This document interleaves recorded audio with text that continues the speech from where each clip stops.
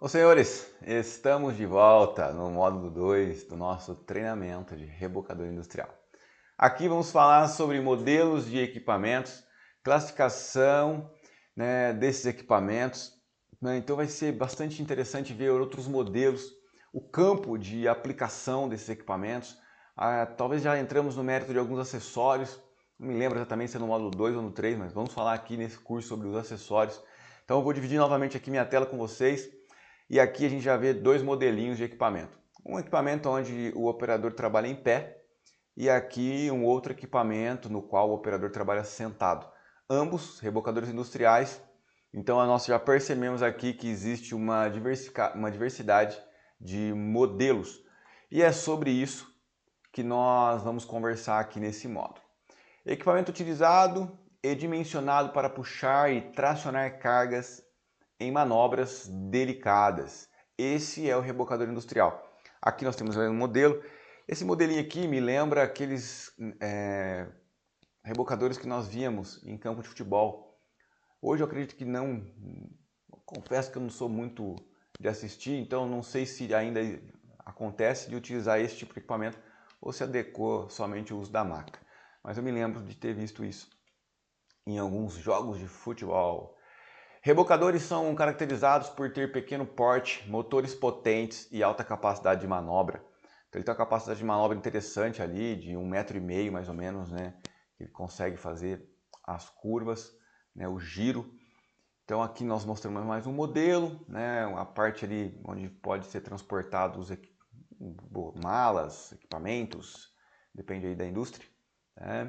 Então aqui você vê que é um modelo que não tem um fechamento superior, então não seria interessante utilizar em áreas abertas, faria mais sentido áreas fechadas, ou você vai ter que ter uma limitação com relação ao clima, Outros modelos de rebocadores, olha esse aqui bem mais protegido, O operador fica aqui tranquilo, então poderia ser utilizado em locais aí onde chove, áreas abertas, poderia pegar uma chuva ali com tranquilidade. E aqui a gente já percebe que não. Rodízio diferenciado, Você nota que esse aqui tem apenas uma roda na dianteira, duas rodas na traseira. Esse aqui é muito mais parecido com um veículo tradicional, Ele lembra até um jipinho, um caminhãozinho, Muito interessante mesmo. Então, vemos aqui o modelo do rebocador, como a gente viu lá em pé, utilizando aqui para kanbans, talvez mais utilizado aí na indústria metalúrgica, talvez, ou de eletrônicos. Então, muito prático, inclusive. Olha só, aqui já sentado, utilizando para transporte de flores, Nós estamos em Campinas aqui, próximo a Olambra, a cidade das flores. Então, provavelmente lá eles utilizam, as empresas ali daquela região utilizam algo desse tipo. Novamente, apenas uma roda na frente. Muito legal. E a gente fala aqui do campo de aplicação dos rebocadores industriais. Quando é necessário movimentar grandes quantidades de carga no mesmo ciclo. Comboio, carreta mais reboque, que é aquela questão do articulado, Então você tem o comboio quando você tem a carreta mais rebocador, onde as cargas estão apoiadas em dispositivos sobre rodas / rodízios.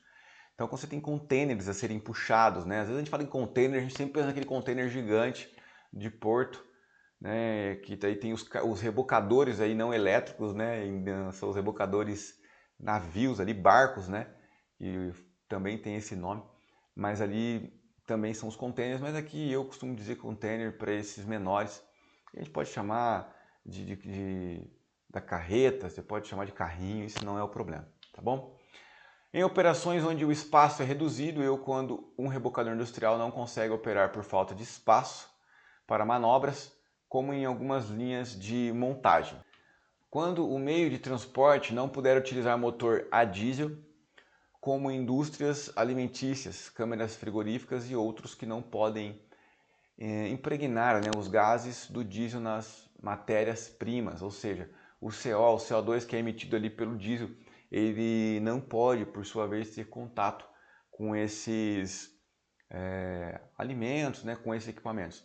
E claro, um outro ponto é locais fechados, você tem que tomar um cuidado com a emanação de gases desse tipo, porque isso são gases asfixiantes que podem causar um mal ali à saúde do próprio operador.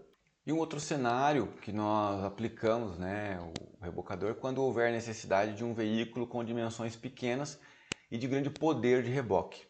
É legal porque o rebocador industrial você tem rebocadores maiores, no qual muitas vezes não dá para se utilizar ali, não tem espaço dentro da empresa, mas você tem casos e você tem opções, né, na verdade, de rebocadores menores e que são fortes o suficiente para atender a necessidade, mas que por sua vez já conseguem percorrer espaços menores, né, corredores de fábrica muitas vezes que são menores ali e que existe essa necessidade.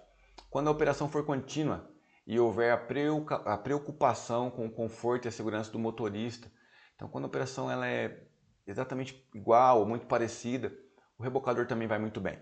No reboque de carretas industriais, né? E entenda, né, senhores, aqui não são carretas de caminhões, mas essas pequenas carretas que nós temos visto, como esses exemplos aqui, é isso que nós estamos chamando aqui de carretas, tá bom? Perfeito. E aí algumas classificações do equipamento. Nós temos equipamentos a gás, então é o que polui menos, por ser mais perfeitas as queimas, né, do combustível. Na verdade, a poluição diminui bastante, mas ainda existe. Mesmo a gás, você tem que tomar um cuidado em ambientes fechados, tá? Dá para usar? Dá para usar, mas tem limitações. Tem que monitorar, tem que garantir que existe uma troca de ar suficiente. Elétricos que não apresentam uma poluição por não haver a combustão, então, melhor caso aqui, a melhor opção aí para lugares fechados seriam os equipamentos elétricos, um equipamento que contribui também muito na questão do ruído, por não gerar, né, um ruído excessivo, ele praticamente não faz barulho, é só o barulho da locomoção mesmo, não teria o barulho do motor a combustão. Temos equipamentos com câmbio manual tradicional, onde você precisa trocar ali, apertar a embreagem. E também temos equipamentos que possuem um câmbio de conversor de torque, no qual você não precisa se preocupar com isso, é só acelerar e frear bem tranquilo. Mas eu quero dar um alerta aqui. Assim como quando você vai dirigir um carro automático, você leva um tempo para acostumar, muitas vezes o pessoal acaba freando o carro com o pé esquerdo, né? Quem já não fez isso aí na troca do veículo, né? Tinha um veículo manual, passou para um automático. Então esse cuidado também precisa ter. Se você está orientando pessoas a aprender a dirigir esse veículo, isso tem que ser observado. Esse cuidado, lembrar que não é uma coisa tão simples assim de fazer em pouco espaço de tempo.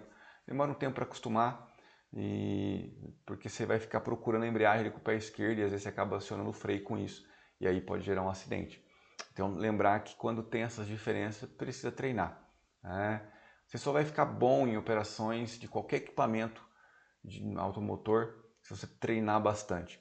O treinamento ele te dá as orientações, as diretrizes, faz parte da sua capacitação, mas o bom operador ele se torna um bom operador com o tempo, com a prática, com o dia a dia.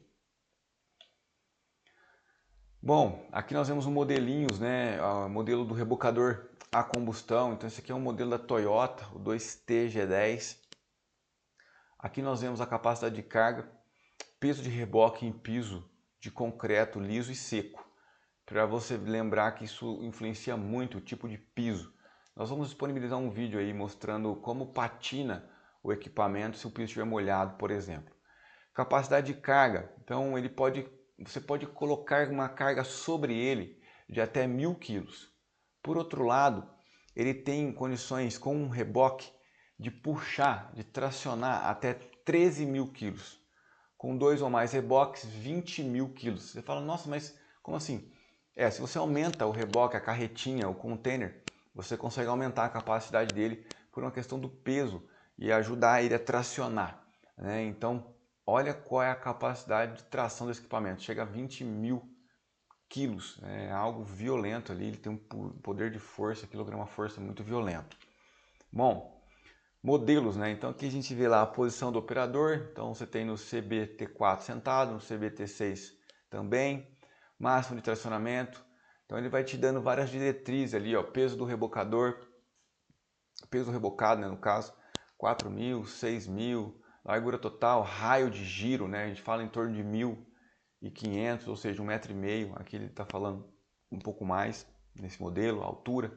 Então, o que fica para nós aqui de lição aprendida?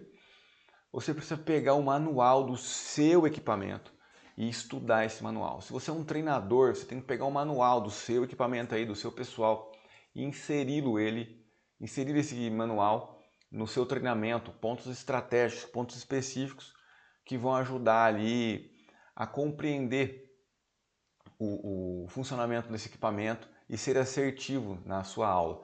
E você, como operador, se você tem isso disponível, faça a leitura dele, compreenda detalhes a respeito de inspeção, manutenção, capacidade de carga, capacidade de tracionamento, entre outros. Bom, o seu design compacto garante mais facilidade de manobra, mesmo em locais estreitos, com um raio de giro aproximadamente de 1,5 m, como a gente já tinha comentado. Então aqui é uma outra característica interessante aí do rebocador. Algumas referências, na verdade, aqui com relação à distância. Então, entre um carrinho e outro, entre um container e outro, entre um reboque e o outro, aí o nome você pode escolher. Ó. Então, o primeiro carrinho é 2.800 milímetros ou 2,80 m. E ali você vai tendo vários pontos importantes. Quero te mostrar algo muito relevante aqui a respeito de curvas. Como calcular a curva com esse equipamento, como fazer curvas. Então veja que o cone ele representa um ponto fixo. E se você vai entrar aqui à direita, você vai passar com o seu rebocador até ele, a sua referência, no nosso caso que é o cone, estar entre os dois eixos traseiros aqui do carrinho. A partir desse ponto você começa a esterçar e fazer a curva. E se eu tiver com dois, você vai mudar para esse formato aqui. Ó. E aqui, né, neste modelo, nesse modelo não, na verdade com duas carretinhas, você percebe então que o princípio é o mesmo. Sempre que você passar as duas rodas, elas se encontrarem nesse ponto fixo, que o nosso exemplo aqui, como eu disse, é o cone, você começa a fazer a curva com o equipamento. Já aqui, pessoal, nós vamos ver sobre um gráfico de um equipamento, um determinado modelo. Então nesse primeiro gráfico, a gente chama isso aqui de gráfico de performance. No primeiro gráfico, você nota que aqui nós temos a velocidade de deslocamento, então de 0 a 20 km por hora, e aqui o quanto ele poderia percorrer mediante a sua velocidade. Então vamos pegar um exemplo aqui, a 20 km por hora ele pode percorrer 3.000 metros, né? Aqui. Então seria basicamente a máxima distância percorrida por hora baseado nessa velocidade. Então 20 km por hora ele percorreria ali 3.000 metros, né? Ou seja, 3 km. Tá? Então é mais ou menos essa referência aqui. E aqui nós falamos sobre a rampa, né? A inclinação da rampa e o peso do reboque. Então quanto mais inclinada essa rampa, menor a capacidade. Note que aqui é uma rampa de inclinação de 5%, nós teríamos aqui 6 toneladas, 15%, 2 toneladas e assim ele vai reduzindo. Maior inclinação de rampa, menor a capacidade de carga. Aqui, maior a velocidade, maior a distância possível de ser percorrida, né? E meio óbvio isso, mas é esse a demonstração do gráfico. O que eu quero com esse gráfico aqui? Que você entenda que você precisa conhecer o gráfico da sua máquina, do seu rebocador. Entender os conceitos, fazer a compreensão desse gráfico, muitas vezes não é simples. Você precisa de ajuda aí, conversar com outras pessoas, mas ter uma interpretação do gráfico vai te ajudar bastante aí a tomada de decisões. É possível ou não puxar essa carga? Então são questões que você vai poder responder com tranquilidade quando você tiver o conhecimento aí do seu manual. Um outro modelo de gráfico baseado também na questão de inclinação, então aqui está bem mais fácil de interpretar, né? Você vê que aqui é a rampa, então rampa sem inclinação ele consegue aqui puxar, né, ó, o símbolozinho aqui, 15.000 quilos, 10.000 quilos a 5, 1.500 quilos a 10 e 1.200 quilos a 15. 15 o quê? 15% de inclinação, o grau da rampa, beleza? Então é isso, esse é o módulo 2 do nosso treinamento. Então, se você ficou com alguma dúvida, você pode me perguntar isso pra gente, tem um acesso aí conosco, nosso e-mail, nosso WhatsApp, até mesmo pela própria plataforma, e a gente vai conversando e eu te vejo no módulo 3, tá bom? Então, ficamos por aqui, faça os exercícios, até lá!